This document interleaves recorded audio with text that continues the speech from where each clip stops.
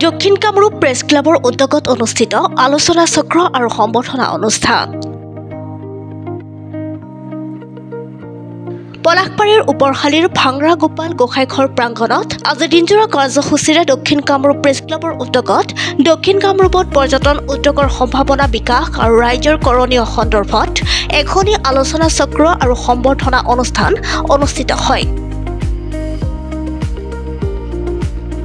উক্ত সভাৰ বন্তি প্ৰজ্বলন কৰে ওপৰশালী ৰাজগৌৰসৰ সভাপতি অজিত কুমাৰ ঠাকুৰীয়াই প্ৰয়াত সাংবাদিক লেখক তথা অৱসৰপ্ৰাপ্ত শিক্ষক বলেন কলিতাৰ স্মৃতিত স্মৃতি তৰ্পণ কৰে জনপ্ৰিয় কণ্ঠশিল্পী কুমাৰ ভৱেশে।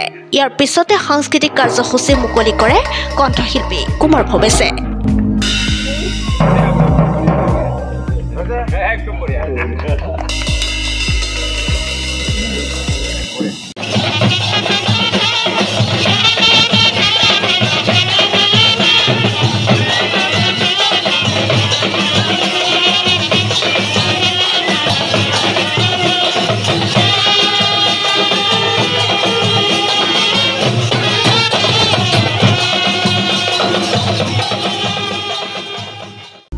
এই অনুষ্ঠানৰ আলোচনা চক্ৰ উদ্বোধন কৰে অসম চৰকাৰৰ সাহিত্যিক বঁটাপ্ৰাপ্ত তথা দক্ষিণ কামৰূপ ছোৱালী মহাবিদ্যালয়ৰ প্ৰাক্তন অধ্যক্ষ ডক্টৰ গজেন্দ্ৰ অধিকাৰীয়ে।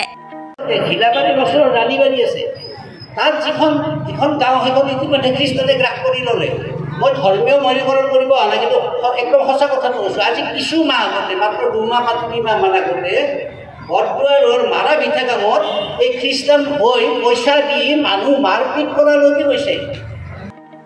উক্ত সভাত বিশিষ্ট ব্যক্তি হিচাপে উপস্থিত থাকে পলাশবাৰীৰ বিধায়ক হেমাংগ ঠাকুৰীয়া, সমাজসেৱক অনুপ কুমাৰ মেধি, অসম চৰকাৰৰ পৰ্যটন বিভাগৰ পৰিচালন সঞ্চালক পদ্মপাণি বৰা।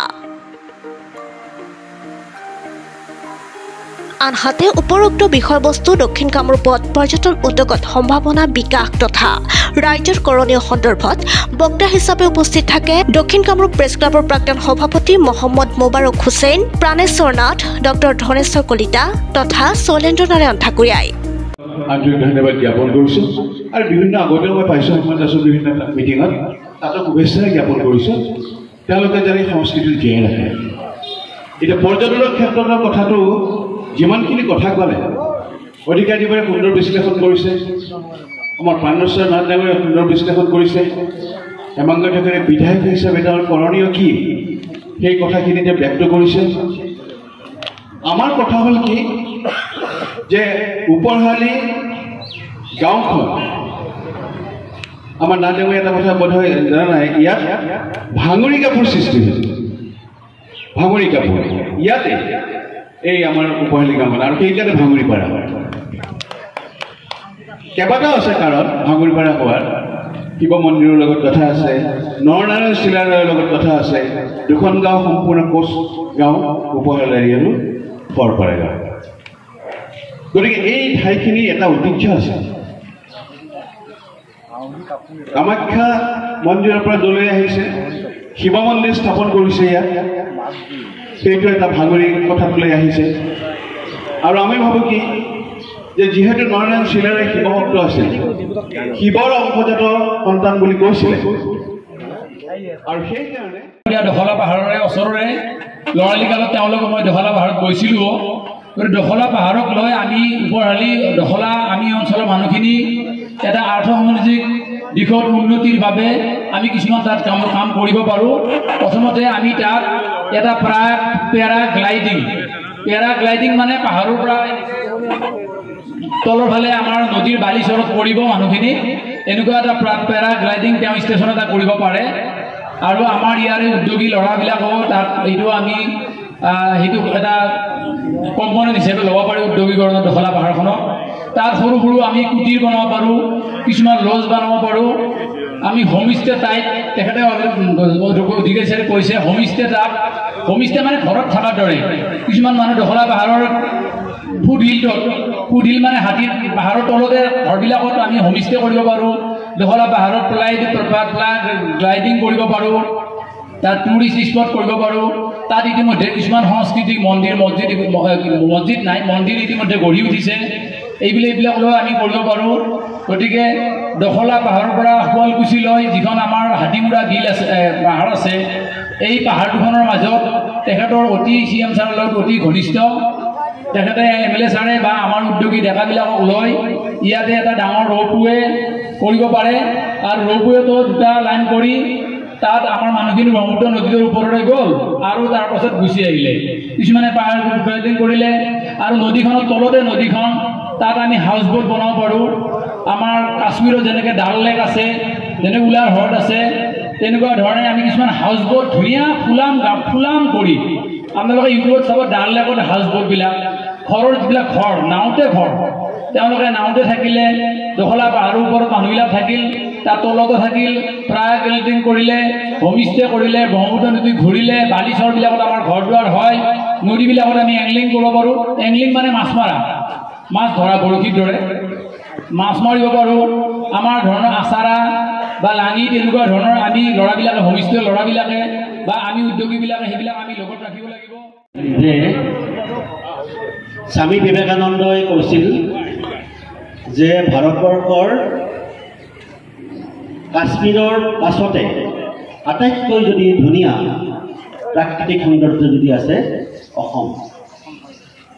অসম বুলি তেওঁ কৈছে আৰু এই অসমত আমাৰ ছাৰে কোৱাৰ দৰে ইয়াত জংঘল বেছি মানুহৰ অৰ্থনৈতিক চিন্তা চেতনাৰ অলপ স্তৰটো অকণমান কম তুলনামূলকভাৱে এইকাৰণে ডক্টৰ ভূপেন হাজৰিকাক অন্য মানুহে তেতিয়া ঠাট্টা কৰিছিল যে এই জংঘলতেই ভূপেন হাজৰিকা থাকে তেতিয়া ভূপেন হাজৰিকাই গাইছিল মোক জংলি ধুনীয়াই কয় জংঘলেই মোৰ ঘৰ মুক্ত হাৱা মোৰ বন্ধু নকল জীৱন মোৰ পথ মোক জংলি ধুনীয়াই কয় জংঘলেই মোৰ ঘৰ এই বুলি ভূপেন হাজৰিকাই নিজে ব্যক্ত কৰিছে যে মোক জংঘলী বুলি কয় কাৰণ মই জংঘলত থাকোঁ মোৰ পৰিচয় আমাৰ ইয়াত পাহাৰ নদী আছে ব্ৰহ্মপুত্ৰ আৰু আটাইতকৈ এটা সংস্কৃতি আছে বিহু ইয়াত বিভিন্ন জনগোষ্ঠীৰ মানুহ বাস কৰে এই জনগোষ্ঠীবিলাকৰ সংস্কৃতি ইমান ঐতিহ্য ইমান গুৰুত্ব আছে যে অন্য মানুহে ইয়াৰ পৰা লৈ অসমৰ পৰা লৈ বেলেগত তেওঁলোকে এই গামোচাৰ পৰা আৰম্ভ কৰি ধৰ্মৰ এই যে ভাগৰ এই অনুষ্ঠানৰ সম্বৰ্ধনা সভাত ভালেমান বিশিষ্ট ব্যক্তিক সম্বৰ্ধনাও জনোৱা হয়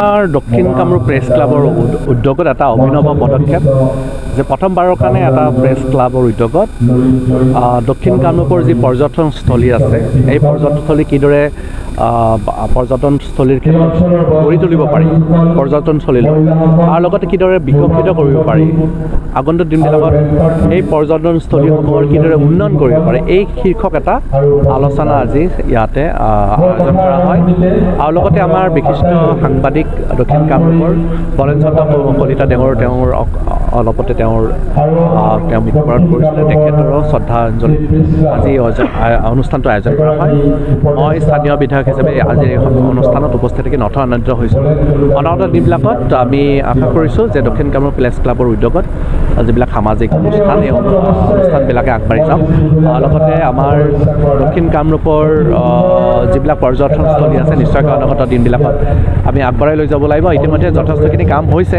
কিন্তু আৰু কৰিব লগা যথেষ্টখিনি আছে অনাগত দিনবিলাকত চৰকাৰৰ সহযোগত নিশ্চয়কৈ মাননীয় মুখ্যমন্ত্ৰী মহোদয়ৰ সহযোগত নিশ্চয়কৈ এই কামবিলাক আমি কৰিবলৈ সক্ষম হ'ম দক্ষিণ কামৰূপ প্ৰেছ ক্লাব দক্ষিণ কামৰূপৰ শিল্পী সাহিত্যিক আৰু সাংবাদিকৰ এখন ঐক্য মঞ্চ এই মঞ্চখন 1995 চনতে গঠন হৈছিলে আৰু ভালেসংখ্যক বিশিষ্ট ব্যক্তিয়ে ইয়াত কাৰ্যনিৰ্বাহ কৰি ইতিমধ্যে পৰলোকগামী হৈছে আৰু যিসকল জীয়াই আছে নতুন নতুন প্ৰজন্ম সোমাই আছে আটায়ে এটা সৃষ্টিশীল কামত নিয়োজিত হৈছে সাংবাদিকতা কৰাৰ উপৰিও অঞ্চলটোৰ বিকাশত কেনেকুৱা ভূমিকা ল'ব লাগে সাংবাদিকে বা সমাজে এই সম্পৰ্কতো আমাৰ দক্ষিণ কামৰূপ প্ৰেছ ক্লাবে চিন্তা চৰ্চা কৰি আহিছে আৰু সেই মৰ্মে বিভিন্ন সময়ত এনেদৰে আলোচনা চক্ৰ অনুষ্ঠিত কৰি আহিছে আজি আমি আলোচনা চক্ৰ অনুষ্ঠিত কৰিছোঁ দক্ষিণ কামৰূপত পৰ্যটনৰ সম্ভাৱনা, বিকাশ আৰু ৰাইজৰ কৰণীয়।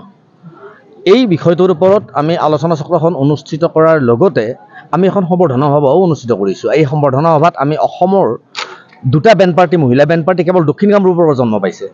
এটা দখলাৰ বেণ্ড পাৰ্টি, এটা ওপৰহালিৰ বেণ্ড পাৰ্টি, দুইটা মহিলাৰ বেণ্ড পাৰ্টি দল আৰু দুইটা অসমৰ দুইটা আমাৰ প্ৰথম আৰু দ্বিতীয় হিচাপে চিহ্নিত হৈছে।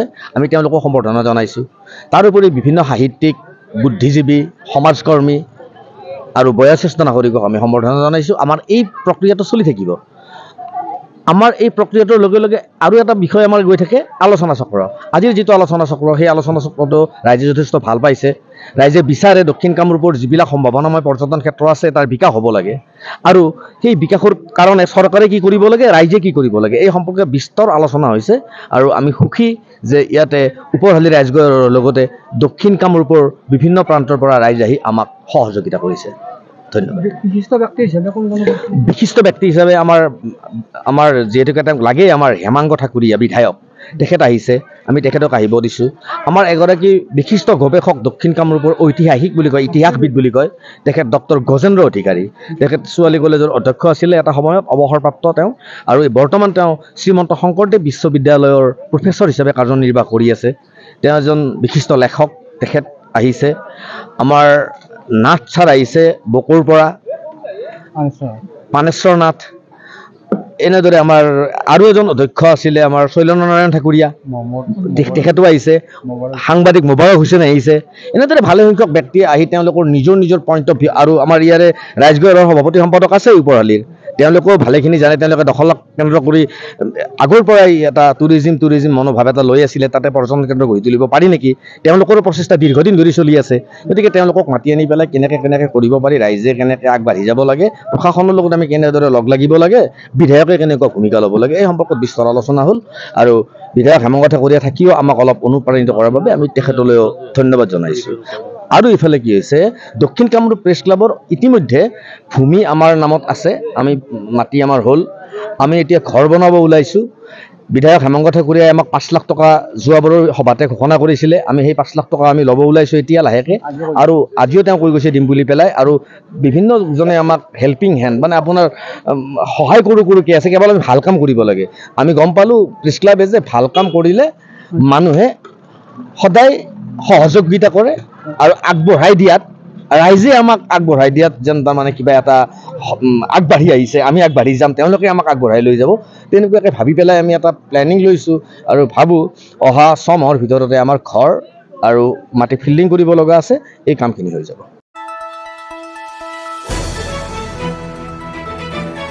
দ্য নিউজলেণ্ডছ, অবিৰত তথ্যানুসন্ধান, আপোনাৰ সেৱাত খবৰ সন্ধান। দ্য নিউজলেণ্ড।